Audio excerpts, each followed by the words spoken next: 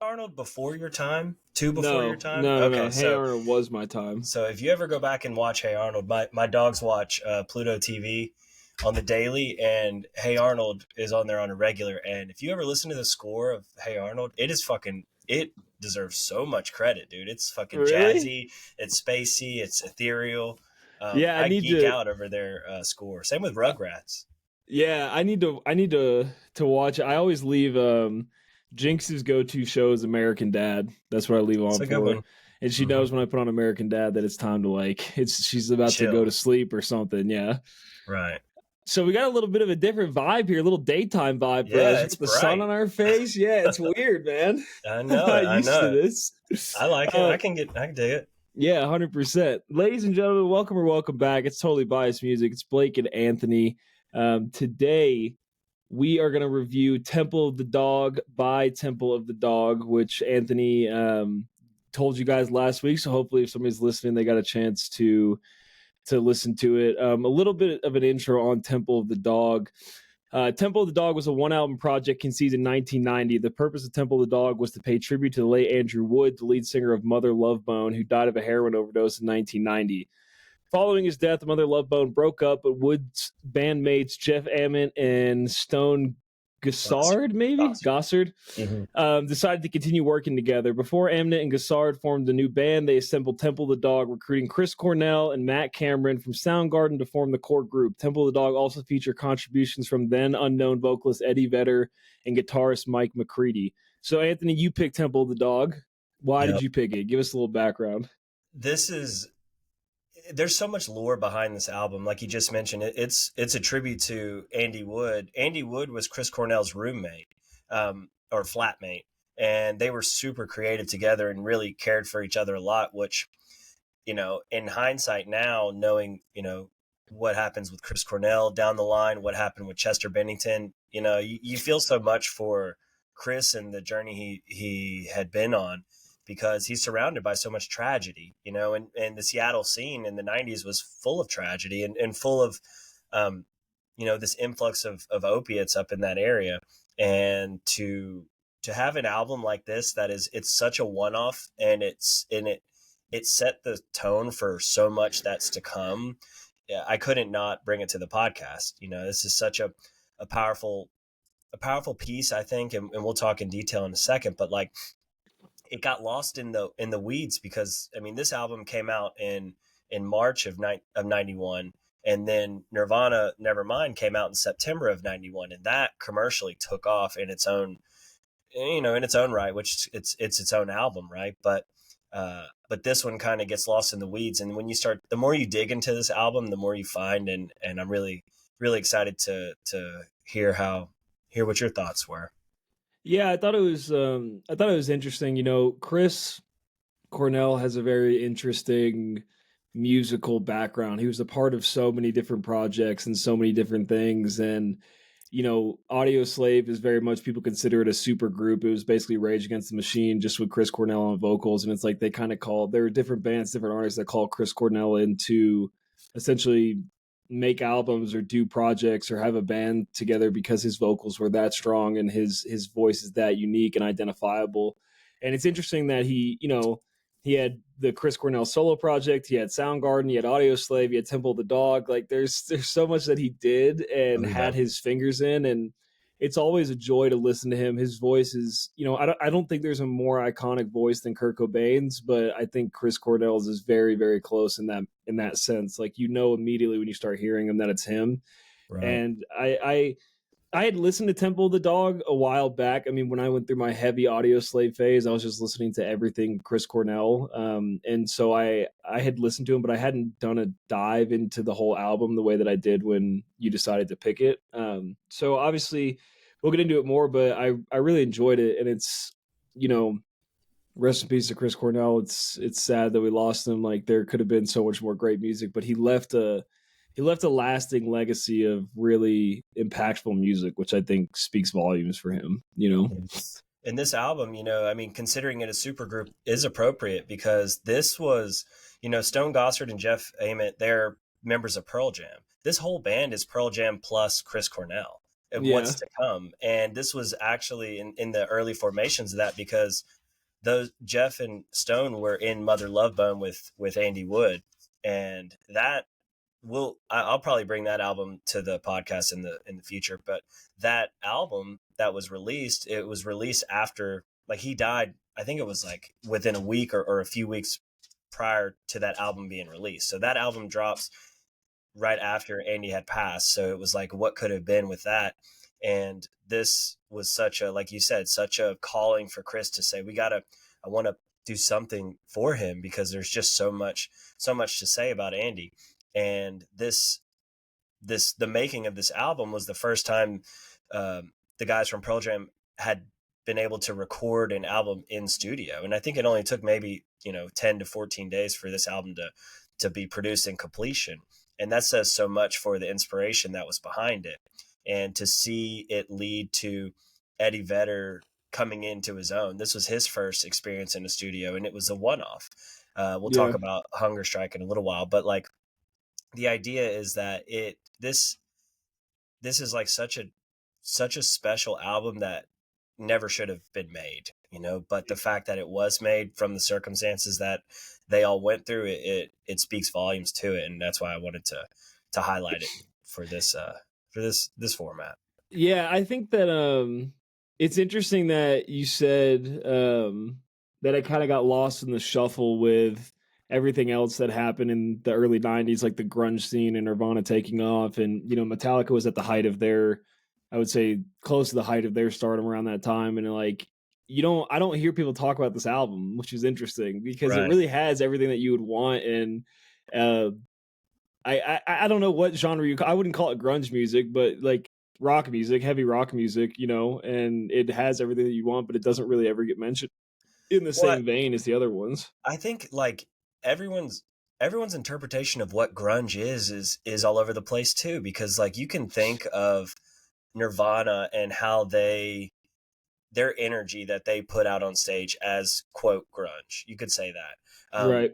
Mother Love Bone, that band, they called it glam rock. And it was kind of this fusion from the 80s into the 90s, where you had these kind of showmen out on stage. But this album, I think, and I was kind of looking back at Alice in Chains and what they had put out prior to this, and they're hitting a chord as well. But like, this album, the heavy strung, like the heavy strings, the drawn out music, the dark lyrics, the melodics, in comparison to the heavy guitar riffs, that blend, to me, that is what I think of when I think of grunge. Stone Temple Pilots, there's some tracks in there. Scott Weiland is another tragedy, but also a powerful figure in this scene. Alice in Chains with Lane Staley, there's some there's some deepness to this music. It's not just we're and I'm not saying Kurt wasn't deep. He obviously was, but you think of Polly. When he plays Polly, that that's grunge to me. That is heavy, but it's beautiful, and you can't look away, especially knowing what happens after the fact. So this Yeah. music is a time capsule, but to me, grunge it's slow, it's drawn out, it's just stretched to the nth degree. And that's my interpretation of it. But that's the thing. It's all subjective. Yeah. No, It 100%. resonates though. Yeah. And it's sad to think that um we've lost a ton of great musicians to the myriad of drug issues that they've experienced within that scene. So, Yeah. rest in peace. I hope that, now I feel like that has gotten better. Unfortunately, with hip hop music, they're kind of on that same path, but I feel like rock music, after all those stars, the ones that are still around, witness all these things kind of happen, that they're kind of getting their shit together and are more concerned about their longevity and their health. And so I think that's Yeah. a good trend to be on. But with that being said, let's get into our top tracks. So start us off. What do you got for top three? So I'll say this about the album too, just like when you break it down into tracks, the first side, I'm lucky to have this on vinyl, and there's three sides, and then the fourth side is just like a engraving on the album. So it's a three-sided album. The first two tracks on this album are singles that Chris and Stone and Jeff wrote together, in direct tribute to Andy. So Say Hello to Heaven and Reach Down are direct tributes to him, and they're on their own sides of the album. And I thought that was super cool, because originally they were just going to do some singles or just put out some tracks, you know, in honor of him. And then those tracks influenced his whole album. So I'll break down my top three. Uh, and they're really in no particular order. I love so much of this album. It's hard to rank them, but I'll say Hunger Strike is on there. Hunger Strike is the introduction of Eddie Vedder to the world, really. Yeah. They, the story behind it is that Chris was singing and everyone's in the studio together, and Chris was trying to hit a certain part in the song that, you know, he couldn't necessarily hit. And he said that he was talking to Eddie and called Eddie in to do it. And without even necessarily communicating directly to Eddie what he wanted, he was able to nail it, you know, telepathically or just instinctively with the musical ear.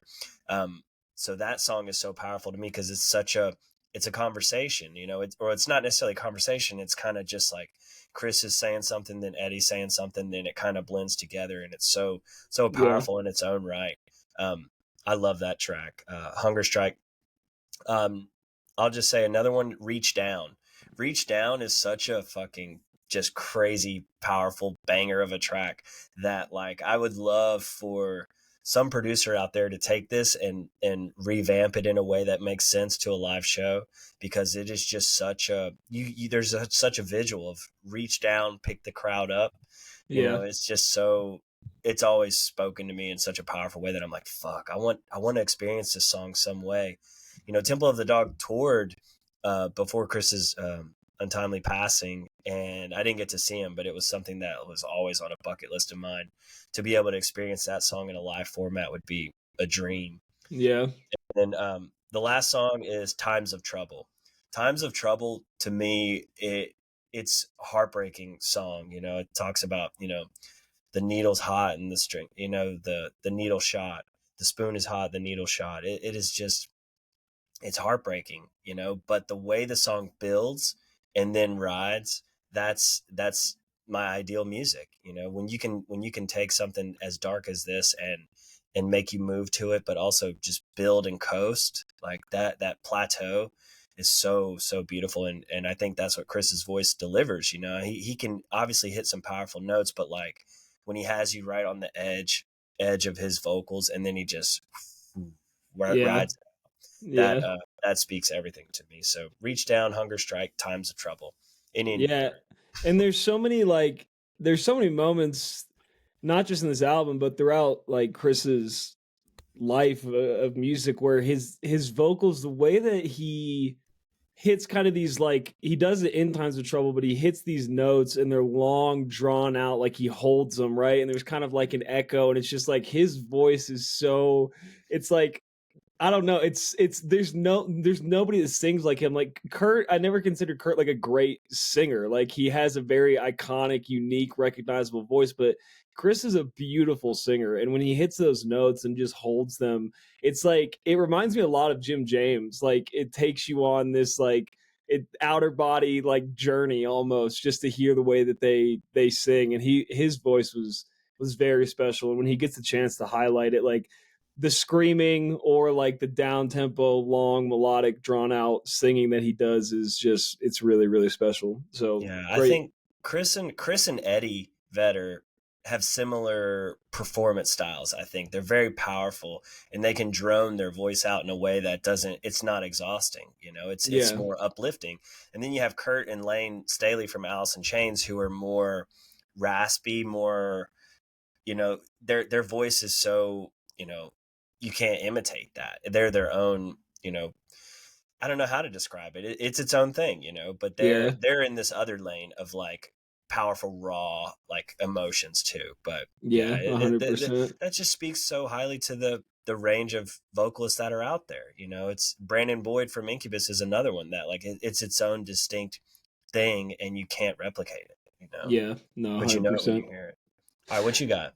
Okay, so first one, Say Hello to Heaven. I mean, I'm a sucker for a good intro track that kind of lays the groundwork for what you're about to hear. And I think that, you know, this is a great example of Chris doing what he does best. Like his vocals on it are phenomenal.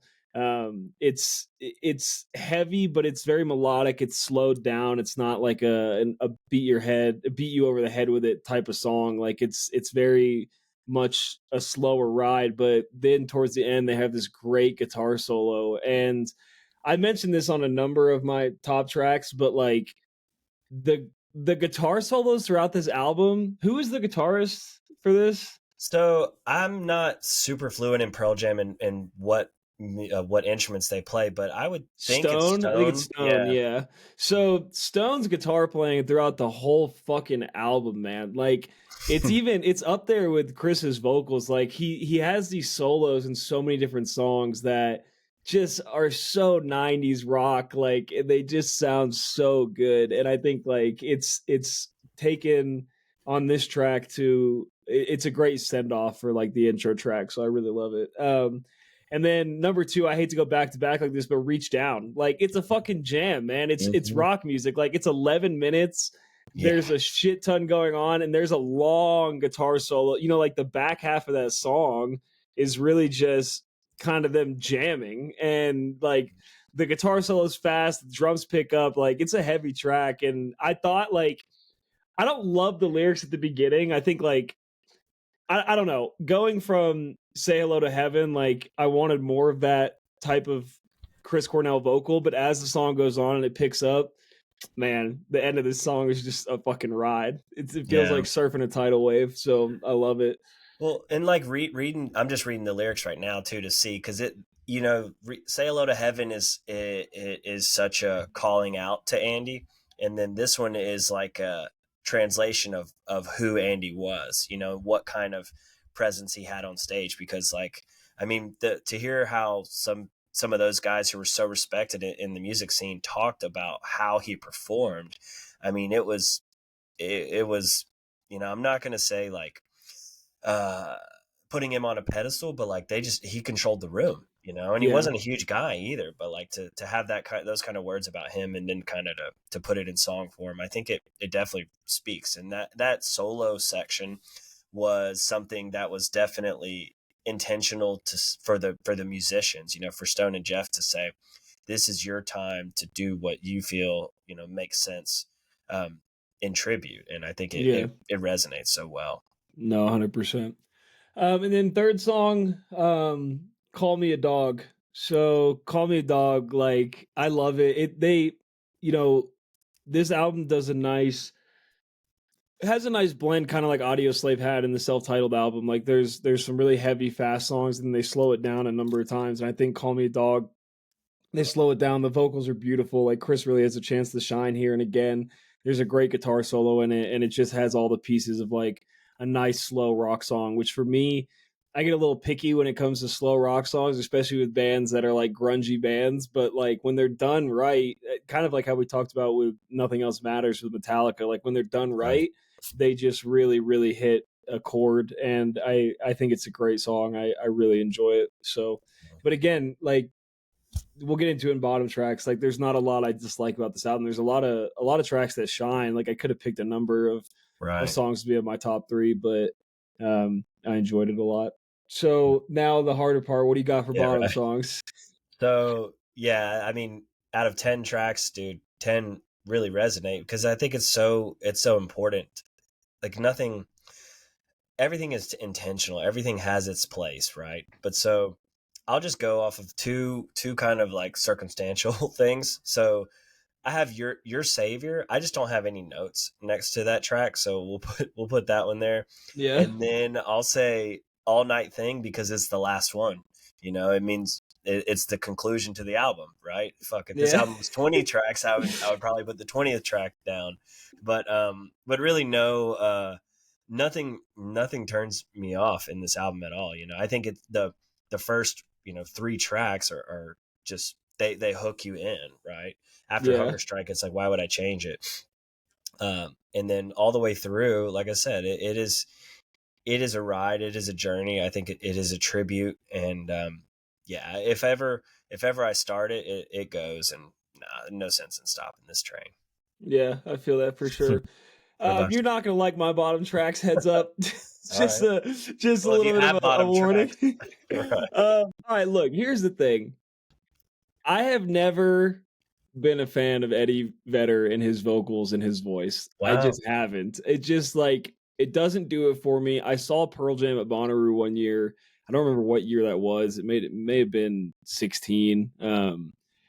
And like, look, does he have a phenomenal voice that's very unique? Yeah, for sure. But something about his voice is just like funny to me. Like it's so it's like the voice that everyone uses to make fun of 90s singing. Like he's just your His face. Family Guy. Family Guy has ruined him for you. Is that right? Well, I don't know if it was Family Guy, but there's something deep in my core that has made me just be turned off by Eddie Vedder's voice. And like Pearl Jam, great music, great musicians, but like I had Hunger Strike, sorry, on there because like you Wow. said, Eddie Vedder's Intro to the World, and then Wooden Jesus because also Eddie Vedder track. And I don't know, I just don't, I like Chris's voice a lot more. Like I want to hear him sing. Is it great that this was like a launching off point for Eddie? For sure. I mean, we've seen what Pearl Jam has become, one of arguably the most successful, greatest rock bands of all time. And for people that love them, like, look, I don't have any beef with that. I get it. I understand why people like them. It's not personally for me. So that, and then the last song I had was Pushing Forward Back. I don't like the lyrics. Like the tempo is weird in this song to me, and it gets really repetitive with the yeah, I'm pushing back, yeah, I'm put like Yeah. over and over again. Like it's super repetitive to me. And it pains me to have a negative thing to say about Chris's vocals, but that song just doesn't do it for me. But yeah, mostly it's the Eddie, man. I'm sorry. I knew you weren't gonna like that, but I had to say it. Yeah, I mean, but I would definitely, yeah, your subconscious is thinking of that Family Guy scene where Peter's just like, you know, I mean, I Yeah. get that. I get that. But like from a vocal performance stance, like there are two songs that come to mind from Pearl Jam. One is Release, and the other one is elderly woman behind a counter at a gas station or something. It's a very long title. I think it's something like that, or a convenience store. But those two tracks, I would listen to them. Just close your eyes, go in a dark room, and see where it goes. And just don't think of Family Guy. You know, I it's mean, it's like this guy is such a presence, such a powerful voice. You know, and I think that he compliments Chris so well in that track. But I have to respect your opinion, but wholeheartedly disagree. But yeah, that's that Family Guy fair. scene is hilarious. I will Yeah. give that credit too. Yeah, I mean it's just an easy voice to make fun of, and like I Right. think it's a lot of what happens with people that get super successful and super popular. Like people look for a reason to make, and people do the same thing with Kurt and Nirvana. Like they make Right. fun of the way that he sings as well. So it's like I get it, but yeah, just not for It's me like as a they're whole. caricatures, like I said, easily imitated, right? But you don't see any imitation of Chris. That's the thing. It again speaks so much about him and his style. Yeah. So I'm gonna look up reviews. I don't know if there's reviews or not. I forgot to check beforehand. Yeah, there's probably like a 20th anniversary review or something. Yeah. But while I look it up, I want to know where you think this stacks up with other Chris projects like Audio Slave and Soundgarden, and also where you think it stacks up against Pearl Jam. So this, I mean, is honestly above all for me because, like, as far as Really? well, That's I'll just say shocking. from a Chris standpoint, like I'm not the biggest Soundgarden fan. Soundgarden is it for me. It leans more to that Nirvana kind of side of things, right, or to that Foo Fighter kind of side of things, or at least it just never resonated with me from a musical or from a grunge kind of standpoint. But like to me, Temple of the Dog and Alice in Chains, those are like my top grunge acts. But from a Chris standpoint, I really do like Audio Slave, or I really like that Audio Slave self-titled album. Yeah. That means a lot to me. Chris's solo stuff is fucking powerful. He has some really great acoustic music that's out there, and his vocals shine, and he's a really talented guitar player as well. Um, Pearl Jam is kind of in that same Soundgarden lane with me, where like there are tracks that resonate with me big time with Pearl Jam, but from a like I need to go see them. I've never seen them, and I really want to. And they just announced a tour today, actually, with a new single.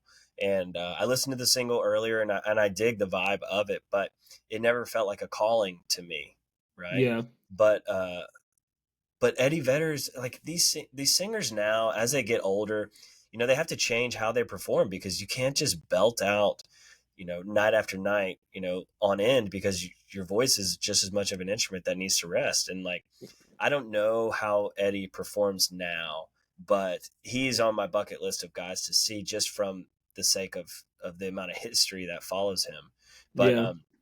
if I could teleport back in time and see him play like Woodstock, or see him play like these places where, I mean, there's some video footage of him climbing the and I bet it would change your perspective to see some of this footage, because there's stuff of him like climbing and hanging from the rafters, doing like insane shit on stage, but still delivering right when it needed to, and you can see the passion in how he performs.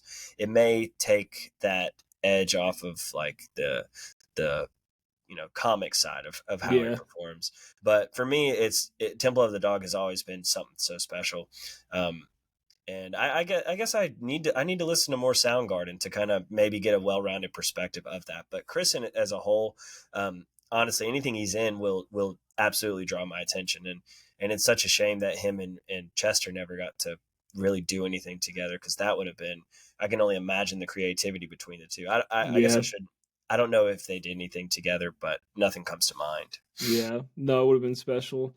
I will say, so first off, shout out to my memory. I did see Pearl Jam 2016 Bonnaroo, so glad I sniped that. But Eddie, I mean, like, in terms of how he sounds live, like he sounds exactly how he does on a record. It's impressive. Like, his voice is still the way that it is, and I think that speaks volumes for him, because there's so many artists, hip hop artists, singers, rock musicians, that legacy acts, people like Elton John, that they perform live and they sound like shit. I mean, that's the only way to describe it. Like, I mean, Elton's old now. Like, that's I'm sure why, He but gets a like, pass. yeah, like, he gets kind of a pass. But there have been like, there's a year that like I had no interest in seeing him, but The Weeknd played Bonnaroo, and like it was just bad. Like, he just sounded bad, and it's nice to know that Eddie still sounds like Eddie when he performs live. Right. And But have you seen the film Into the Wild? yeah, So he does the soundtrack for that album, and that's another one that is like, it's such a powerful vocal performance that resonates so much with the film itself, with the story, and with the just the art that's being created, that is like the Eddie that really speaks to me, versus like Pearl Jam is can be a fast-paced band, and me, I like I like the introspective stuff, and that's why those Release and Elderly Woman, those tracks resonate with me mostly. But I have to sift through the weeds of Pearl Jam to get to it, right? yeah, no, But Into the Wild 100%. is a beautiful fucking film.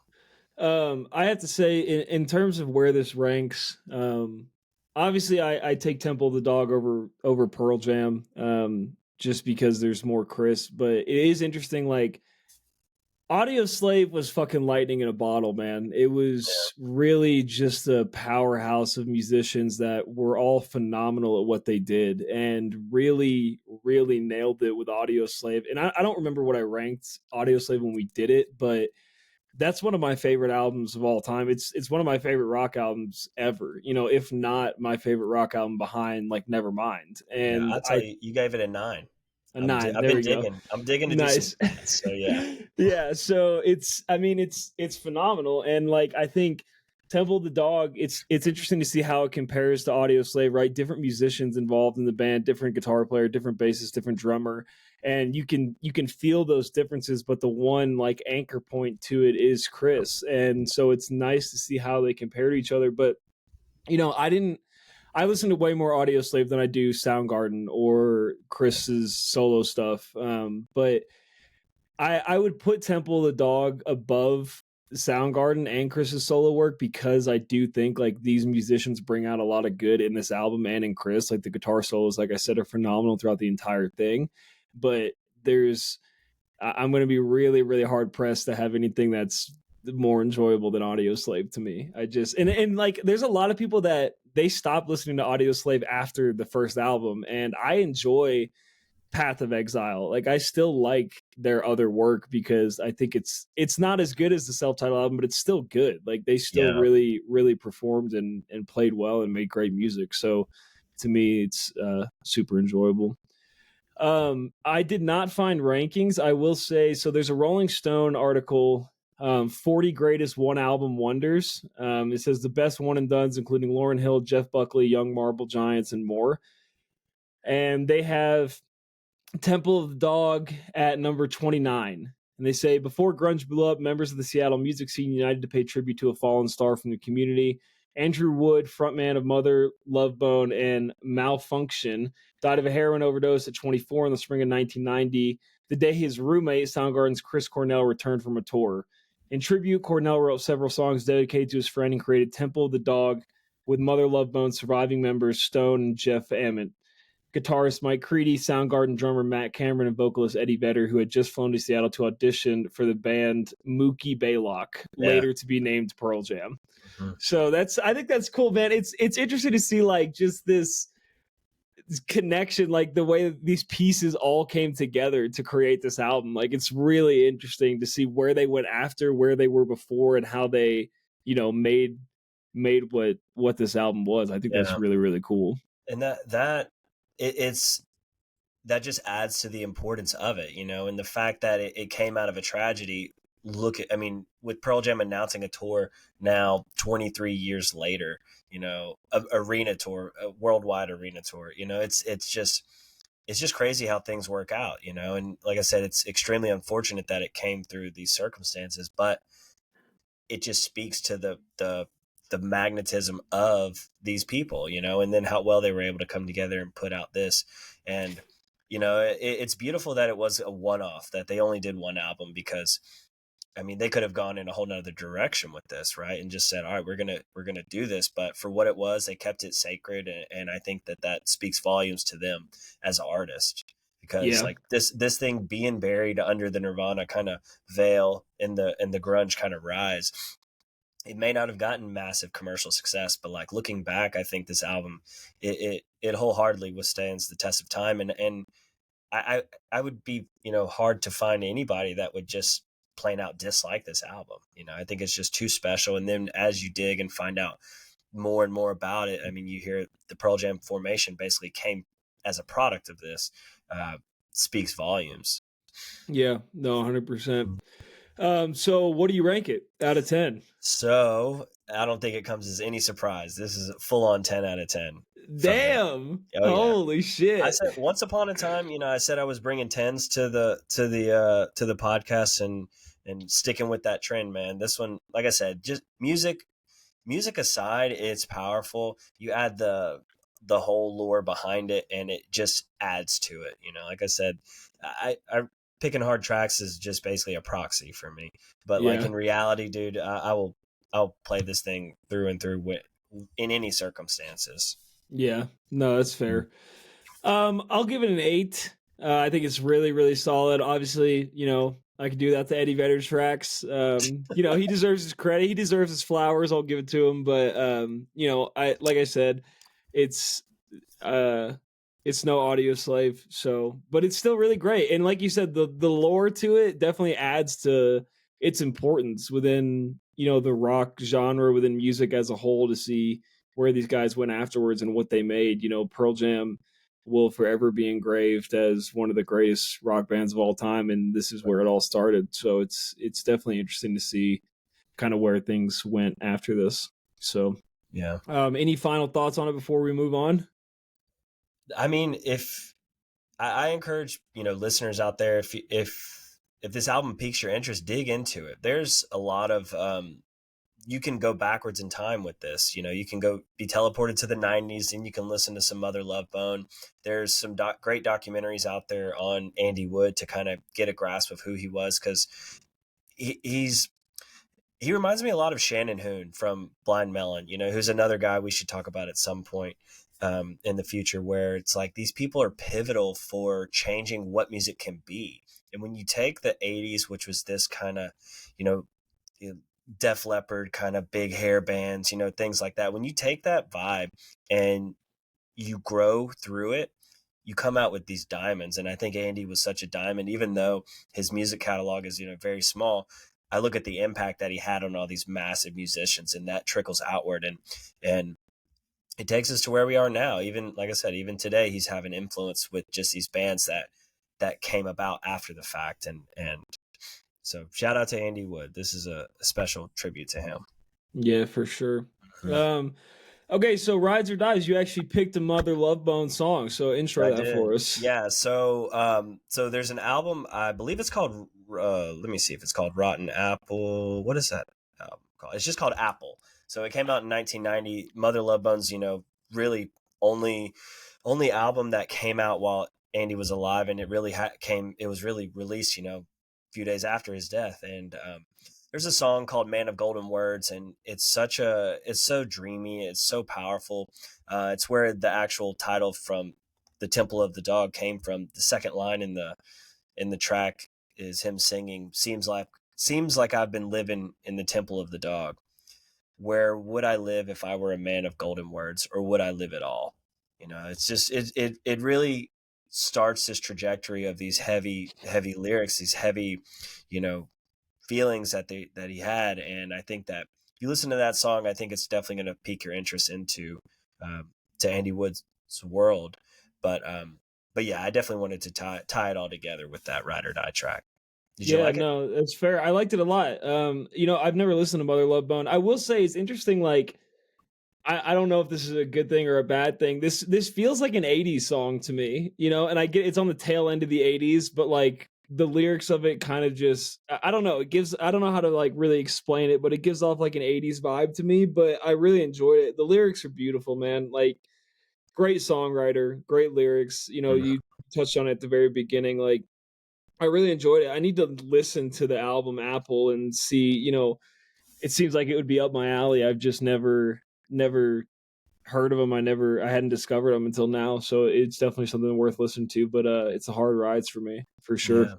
Yeah. And musically, I think your kind of interpretation is really accurate as far as like like genres are so defined, and in reality, like when you have artists like him and even Chris and all these guys, Kurt, they're just being creative. They're not trying to fit into any category. This is just what came out of these people, or what came out of this collective of people. And to put a label on it is really limiting, when in reality they're all in their own realm musically. And I think when you find people who resonate with the differences between them, it is such a powerful collective that, like, fuck, can you imagine being in Seattle in the 90s and like God, dude, seeing it's seeing so yeah, crazy. like Mother Love Bone open up for Alice in Chains, or Yeah.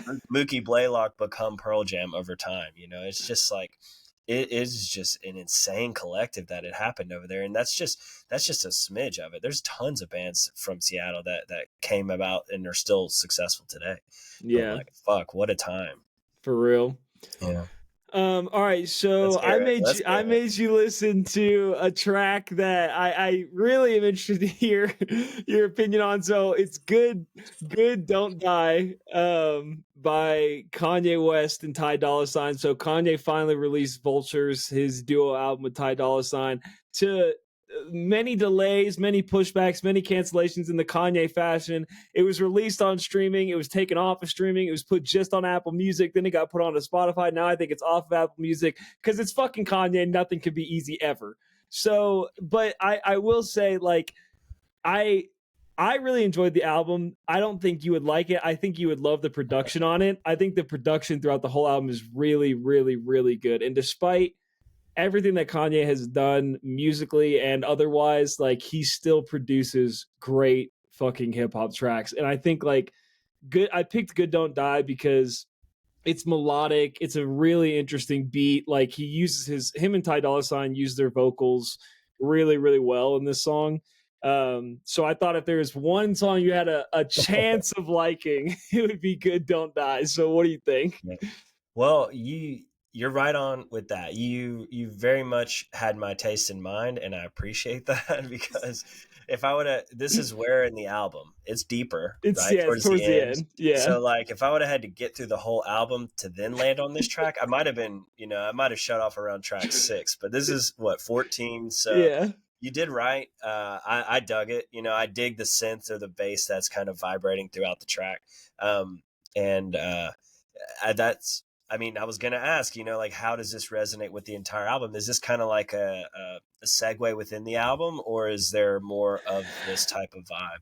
It's kind of like 50-50. Like the way that like there's some trap type songs on here and some Kanye lyrics that are Kanye lyrics that make no fucking sense. Right. That's just how it happens sometimes. But like I have not heard Kanye produce like this in a long, long time. And there are some verses on here. Burn is halfway through the album, and it's one of the best Kanye verses I've heard in probably 7 or 8 years. And so there's highlights to it, but throughout the whole thing, the production is very good, and I think that that's Kanye's production is timeless. He does, you can say what you want about him, but he started as a producer. He's a producer at heart, and it Right. really, you can really hear it in this song. And so I think like it's the highlight. It's one of the highlights for me.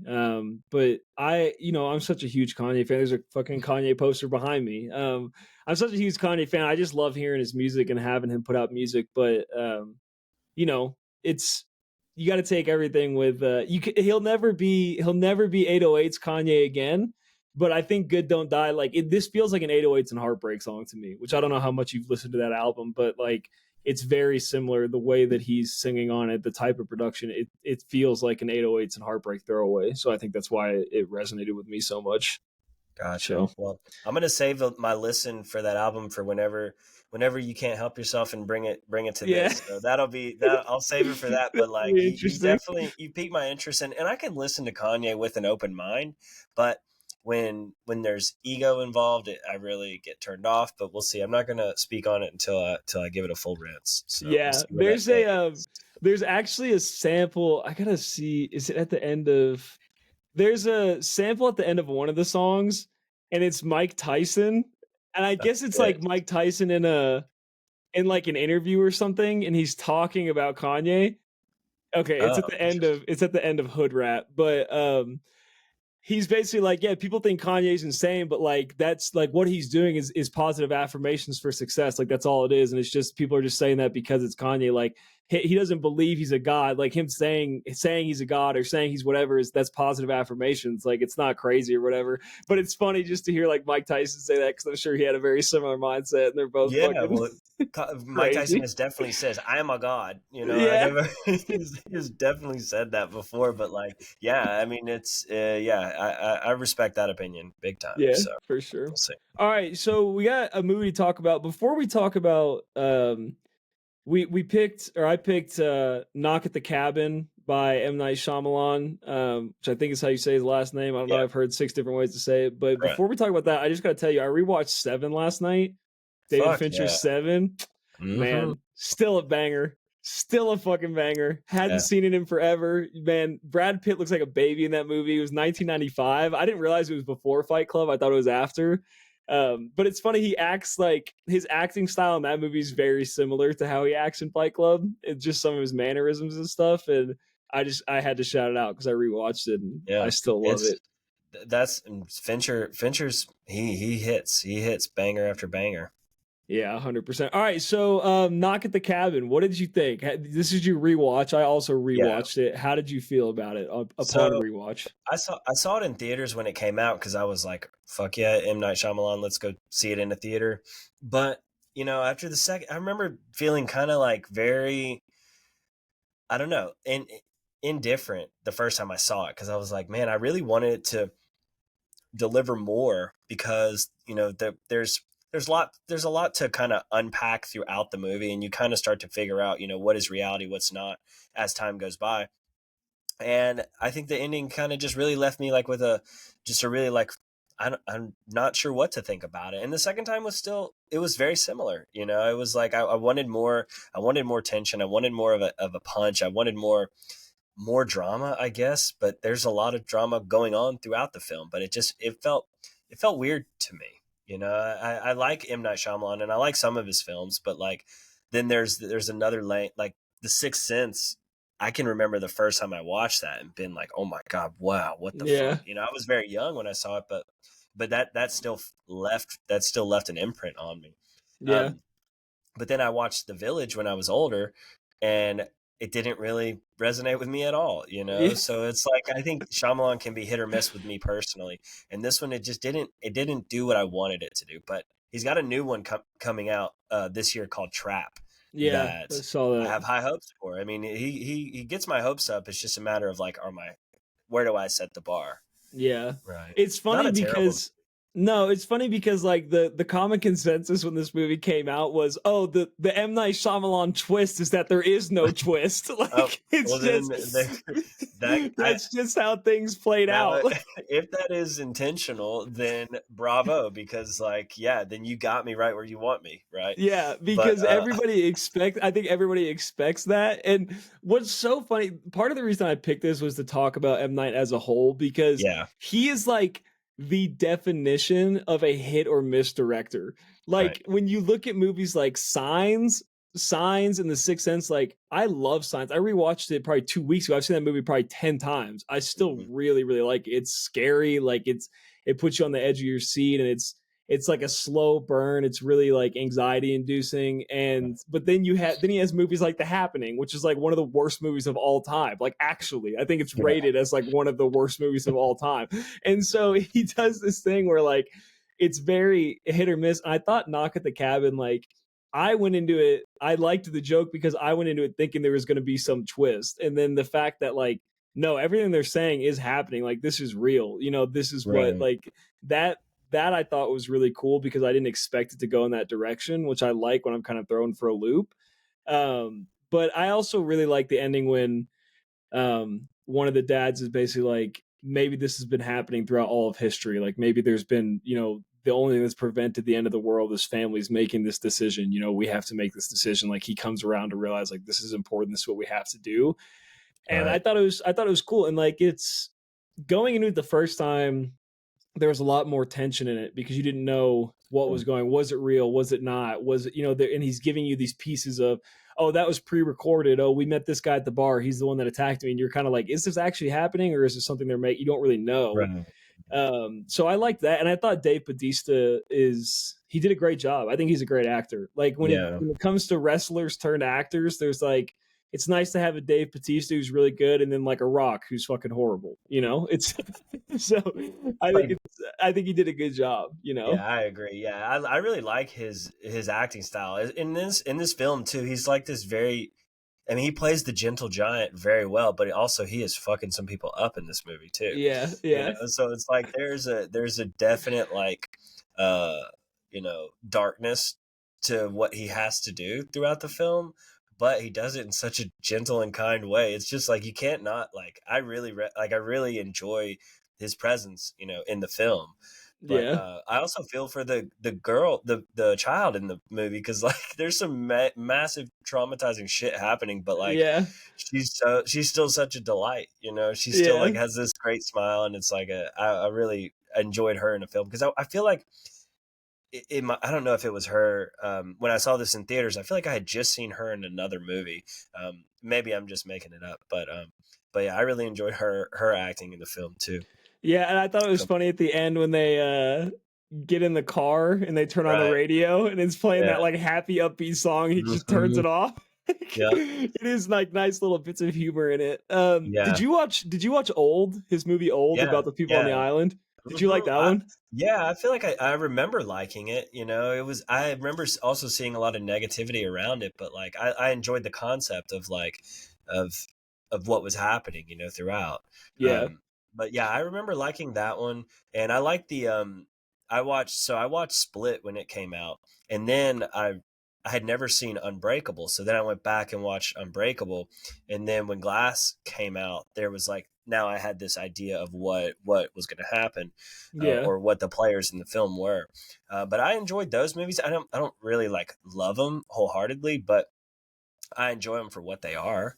Yeah. create like thrillers and psychotic breaks and things like that, split Yeah, personalities. for sure. And like I Yeah, don't, M Night, I don't think he has, apart from Signs, I don't think he has a movie that I like love.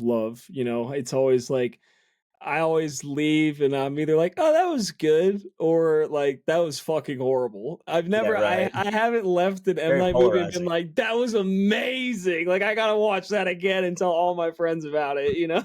So, Yeah, right. that's kind of his lane and he stays in it, which is Yeah, good. All right, well, what are we doing next week? I'm picking the album. yeah. You're picking a movie. So I think for the album, I've gone back and forth on this, but I think we're gonna do Insano by Kid Cudi, most recent Kid Okay, Cudi release. So gotcha. that'll be interesting. I'm really interested to see your takes on that. So if you guys have not listened to Insano, go listen to it. Departure from what you'd expect from Cudi, I would say, and it's kind of long, but it's interesting. It'll lead to a good discussion. So what do you want to do for the Beautiful. movie? Movie. So I've been thinking there's tons of movies that I want you to watch, but this one in particular, it's leaving Netflix soon. So I don't know what that means or how soon that is, but film, you know it, you're gonna love it. Good Time, Safdie Brothers. Give All it a right. shot. Give it All a shot. right. That's fair. Finally have a reason to watch it. All There you right. go. So Hell yeah. Insano and Good Time. Maybe there'll be some bridge between the two. Surely we can Yeah, find. 100%. Well, any final thoughts before we go? No, man. I mean, this is. I'm glad we got to do this album. It's been something that has been. I want like you when you find pieces of art like this that you just want to show people or you want people to give it a shot. It's hard because like me personally, if somebody gives me something and says you got to do this, I immediately just like back off for a second and say, okay, how do I want to take this in? But this album, you really can listen to it in so many formats. You can be driving, you could be at a campfire, you can be, it's any other way you might want it, walking at night with headphones on, whatever, however you like to take in music. Give this album a go, and I think it will resonate with you if you give it a shot. I think it's really special, and I'm glad I got to bring it out here. Yeah, 100%. I appreciate it. It was a great pick. Great to listen to it. So it was a good one. I'm excited for next week. Until then, ladies and gentlemen, we'll see you. Anthony, we'll see you. Thanks for Yep. the early morning sesh. It was fun, and we'll be back next week. Yep. And say no good time. Here we Hell go. yeah. Let's do it. See you, brother. See you, brother. Peace.